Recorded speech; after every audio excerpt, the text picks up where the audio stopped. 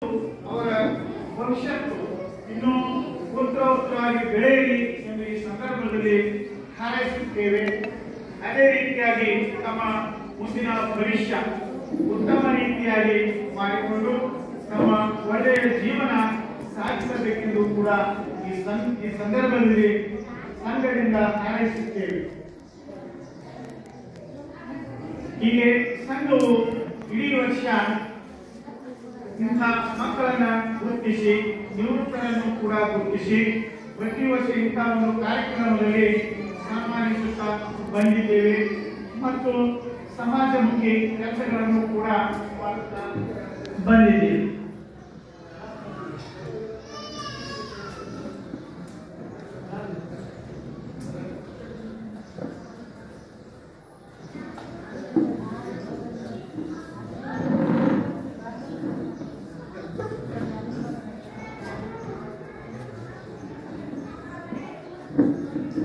ಈ ಒಂದು ಕಾರ್ಯಕ್ರಮದಲ್ಲಿ ಪಾಲ್ಗೊಂಡಂತ ಸರ್ವರಿಗೂ ಅಭಿನಂದನೆಗಳು.